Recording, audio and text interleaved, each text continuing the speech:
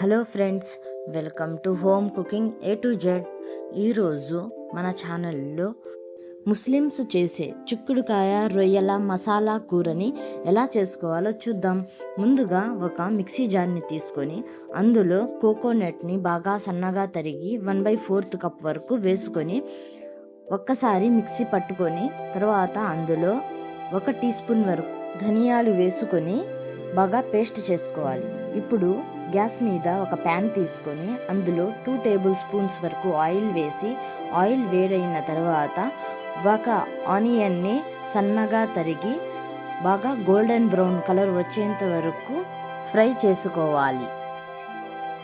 ఇప్పుడు ఇందులో 1 table spoon వరకు అల్లం వెల్లుల్లి పేస్ట్ వేసుకొని 1 టేబుల్ స్పూన్ వరకు వాటర్ వేసుకొని అల్లం వెల్లుల్లి పేస్ట్ పచ్చి వాసన పోయేంత వరకు కలుపుకోవాలి. మీడియం సైజులో ఉన్న ఒక టమోటాని తీసుకొని సన్నగా కట్ చేసి వేసుకోవాలి. మూత పెట్టి అది బాగా మగ్గేంత వరకు కలుపుకోవాలి. ఈ వీడియో మీకు నచ్చినట్లయితే లైక్ చేయండి, మీ ఫ్రెండ్స్ అండ్ ఫ్యామిలీకి షేర్ చేయండి. అలాగే మరెన్నో వీడియోస్ కోసం మా ఛానల్ని సబ్స్క్రైబ్ చేసుకోండి. ఇప్పుడు ఇందులో ఒక చిటికెడు పసుపు, 2 టేబుల్ స్పూన్ల కారం మీకు ఎక్కువ ఇష్టమైతే ఎక్కువైనా వేసుకోవచ్చు. 1 టేబుల్ స్పూన్ వరకు సాల్ట్ వేసుకోవాలి. సాల్ట్ మీ టేస్ట్కి తగ్గట్టుగా వేసుకోవచ్చు. వేసిన తర్వాత బాగా మిక్స్ చేయాలి.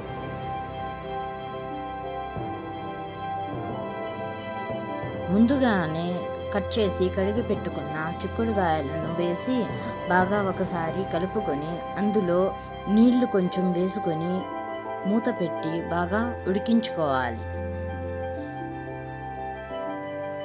మధ్య మధ్యలో 1 లేదా 2 సార్లు మూత తీసి బాగా కింద నుంచి పై వరకు కలుపుకోవాలి.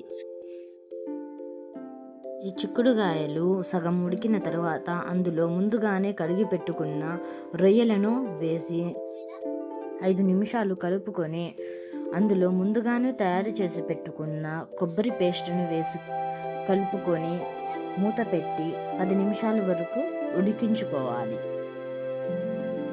మధ్య మధ్యలో 1 సారి లేదా 2 సార్లైనా మూత తీసి ఈ గ్రేవీని కింద నుంచి పై వరకు కలుపుకొని మూత పెట్టుకొని బాగా ఉడికించుకోవాలి.